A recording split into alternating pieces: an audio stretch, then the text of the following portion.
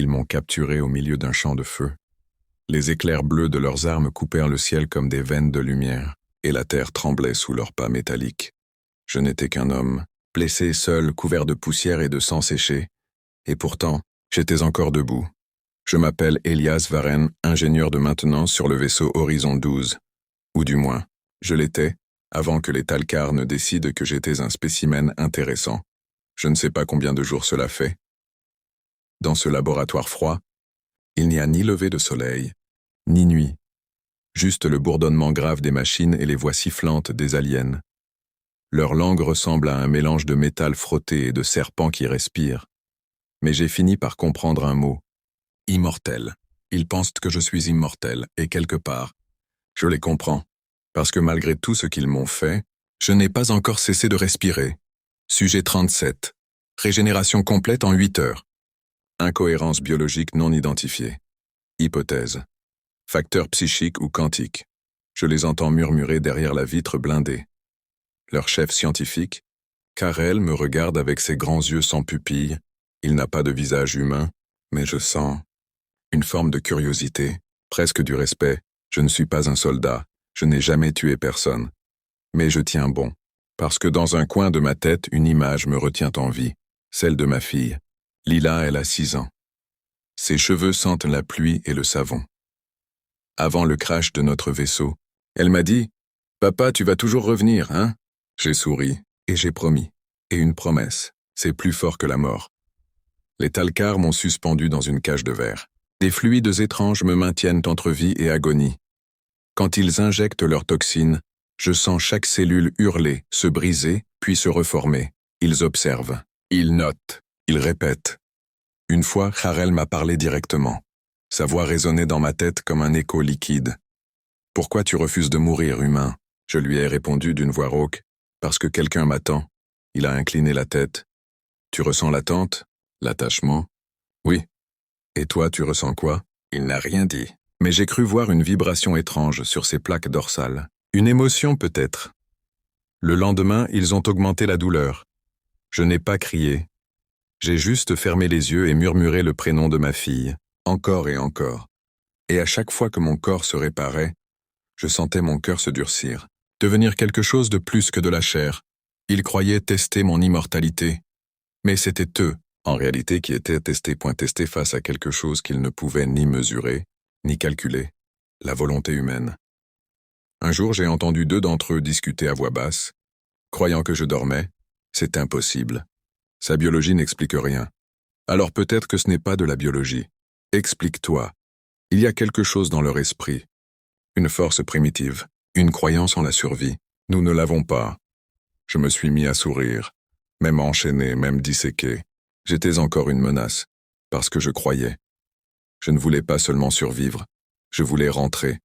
Un soir, si on peut appeler ça un soir, la lumière de ma cellule a changé. Une alarme a retenti, grave, vibrante. Des Talcars couraient dans les couloirs translucides. J'ai entendu « Intrusion humaine ». Mon cœur a bondi. Des survivants? Mon équipe? Des soldats? Karel est venu me voir, visiblement agité. Tes semblables viennent pour toi, pourquoi? Je l'ai regardé droit dans ses yeux opaques. Parce qu'on ne laisse pas un des nôtres derrière.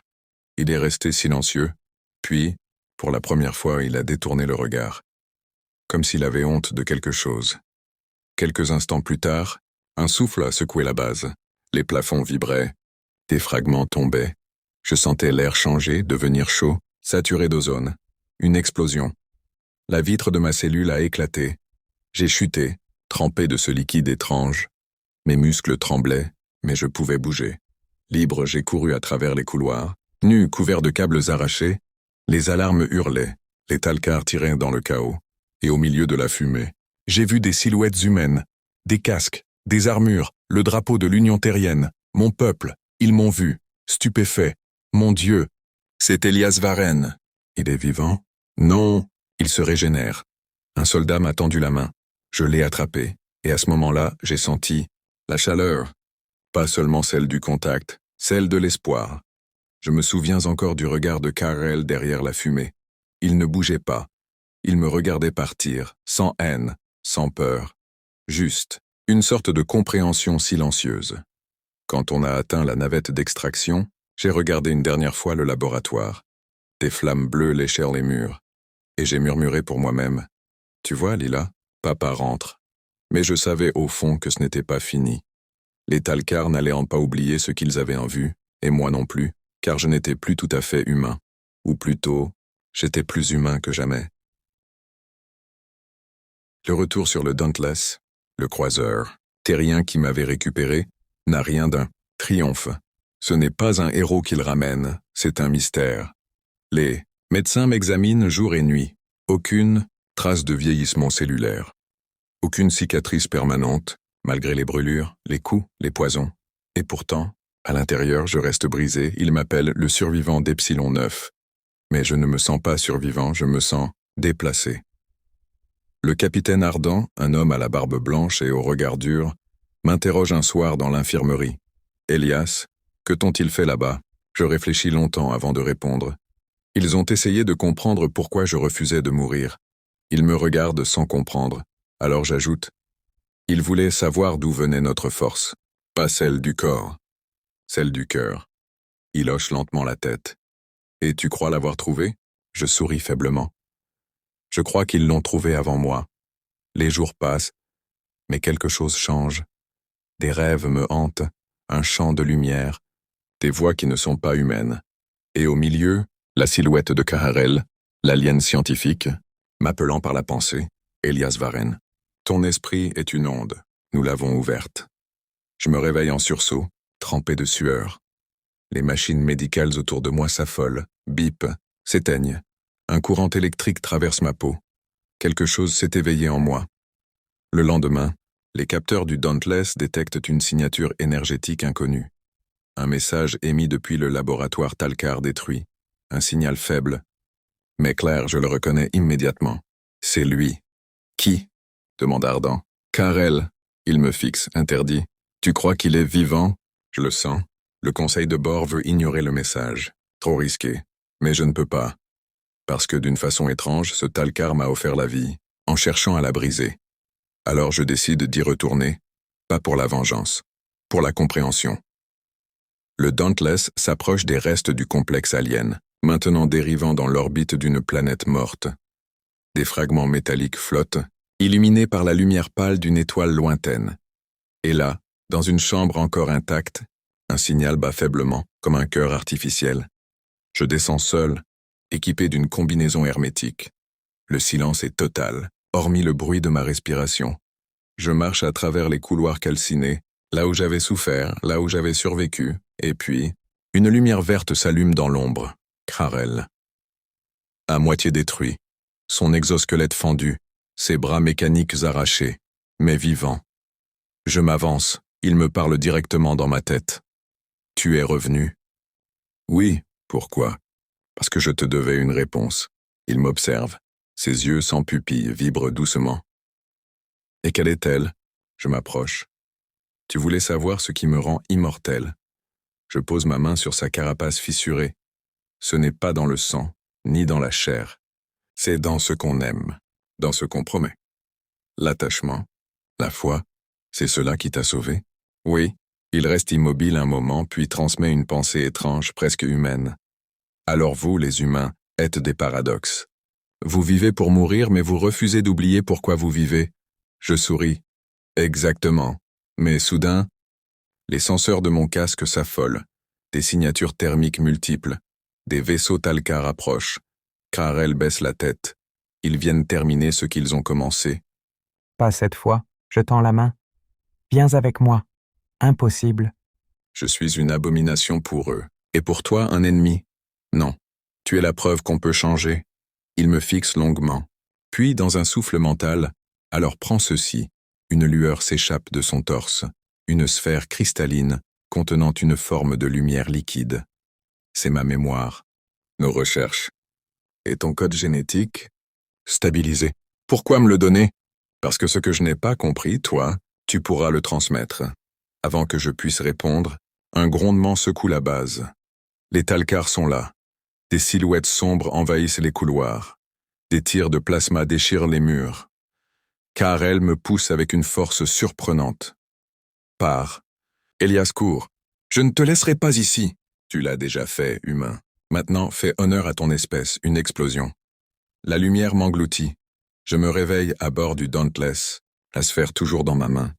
Et le complexe, là-bas, n'est plus qu'un nuage de cendres. Les scientifiques humains analysent le cristal. Dedans, des millions de données biologiques, des formules et des souvenirs. Des images mentales d'Elias et Karel, deux êtres que tout opposait, mais que la douleur avait unis. Les chercheurs appellent ce phénomène « lien d'Epsilon ». Pour moi, c'est plus simple, c'est l'amitié. Les mois passent. Je découvre que mes capacités augmentent. Je sens les émotions des autres, parfois leurs pensées. Et dans mes rêves, j'entends encore la voix de Karel. Continue, montre-leur ce qu'est un humain. Je me rends compte alors que ce qu'il m'a laissé n'est pas seulement un savoir alien, c'est une responsabilité, l'union. Terrienne décide d'utiliser ces données pour créer une médecine universelle, un projet colossal, capable de soigner presque toutes les blessures humaines. Et moi, je deviens le symbole de cette alliance improbable. L'humain qui a survécu à l'impossible, mais tout cela n'efface pas la vérité la plus profonde. Je ne suis pas immortel parce que mon corps le refuse. Je suis immortel parce que ma promesse ne meurt pas. Et chaque soir, quand je regarde les étoiles, je murmure « Lila ». Papa tient toujours parole. Mais un jour, un nouveau signal apparaît. Faible, très faible, origine, système Talcar, une fréquence connue, une signature mentale familière, Karel. Le signal venait d'un système banni, un monde que même les cartes stellaires refusaient de nommer. Les Talcar l'appelaient Fatoun, la planète des âmes perdues. Je ne pouvais pas ignorer ce message, parce que, même au-delà de la mort, certaines voix refusent de se taire. Le capitaine Ardent voulait m'en empêcher. « Elias, tu n'as plus besoin de courir après les fantômes. Tu es un symbole pour des milliards de gens. » Je lui ai répondu doucement. « Les symboles ne sauvent personne, capitaine. Mais les amis, oui. » Alors j'ai pris une navette seule. Destination. Vatoun. Le voyage a duré 3 jours. 3 jours de silence, seulement brisés par les pulsations faibles du signal. Et plus je m'approchais, plus je sentais quelque chose grandir dans ma tête, un battement, un appel. Comme un cœur étranger qui se synchronisait au mien. La planète apparaissait enfin, une sphère couverte de brume violette, d'océans figés et de ruines qui semblaient respirer. L'air y vibrait d'une énergie étrange, une mémoire vivante. En posant le pied sur le sol, j'ai compris, ce n'était pas un monde mort, c'était un cimetière. Conscient, les esprits des anciens Talcar y flottaient, comme des fragments d'intelligence piégés entre matière et lumière. Et parmi eux, je l'ai senti, Karel. Elias, tu es venu.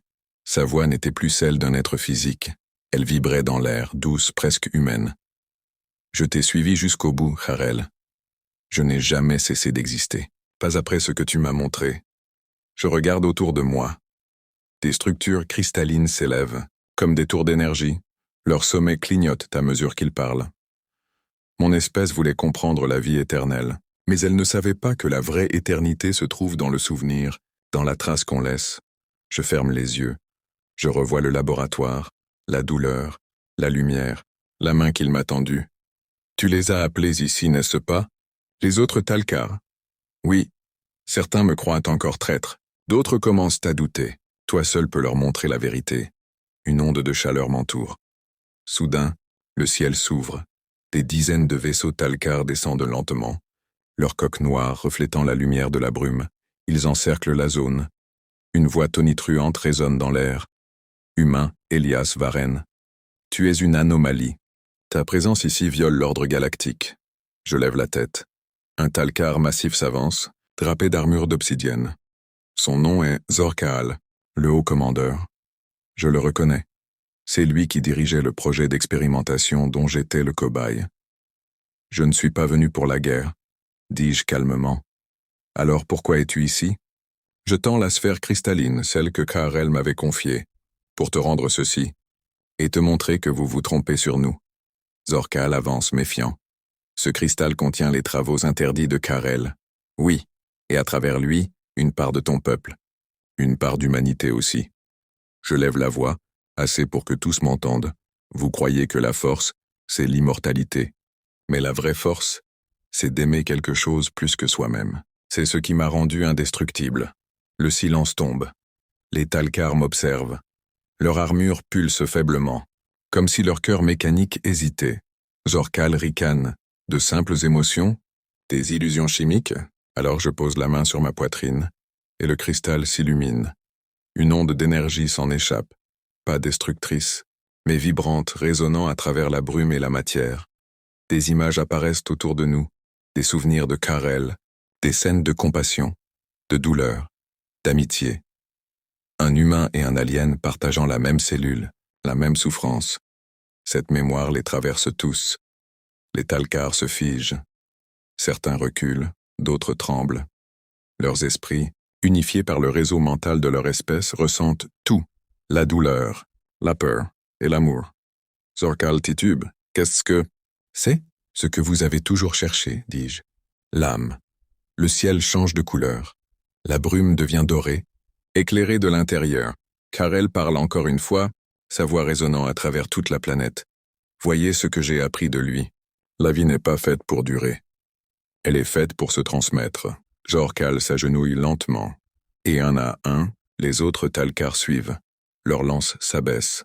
Leur langage mental s'adoucit. Un mot naît parmi eux. Un mot qui n'existait pas dans leur diction. Respect. Je tombe à genoux épuisé. Le cristal s'éteint, fondu par l'énergie qui l'a libéré. Mais je sens une chaleur m'envelopper. Une présence Karel une dernière fois. Tu as accompli ce que ni eux, ni moi ne pouvions comprendre. Tu as montré que la foi humaine peut changer le cours d'une espèce. Et toi, Karel? Que vas-tu devenir? Je suis déjà là où je devais être, dans leur mémoire, et dans la tienne. La lumière s'efface, le silence revient. Les vaisseaux Talcars s'éloignent lentement, sans hostilité. Je reste seul sur ce sol étrange, à contempler le ciel. Et pour la première fois depuis longtemps, je sens la paix. Quand je reviens sur Terre, les journaux en parlent comme d'un miracle diplomatique.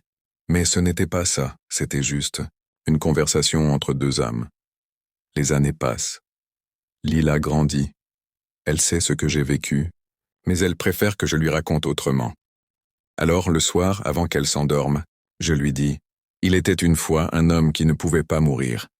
Parce qu'il aimait trop pour disparaître. » Elle rit. Et il a revu son ami alien. Je souris. Peut-être. Dans les étoiles. Elle ferme les yeux, paisible. Et moi, je regarde le ciel nocturne. Je sais que, quelque part, Karel m'observe encore. Peut-être pas avec des yeux, mais avec ce qu'il a appris de moi, l'humanité. Alors je murmure, comme une prière. Tant qu'on se souvient, on ne meurt jamais. L'écran se noircit. Une dernière phrase résonne douce mais ferme. Abonnez-vous. Pas pour moi, mais pour eux. Pour tous ceux qui refusent d'abandonner, même quand l'univers leur dit d'arrêter. Et dans le silence qui suit, le son du vent cosmique emporte une promesse, celle d'un homme qui a survécu à tout, simplement parce qu'il aimait.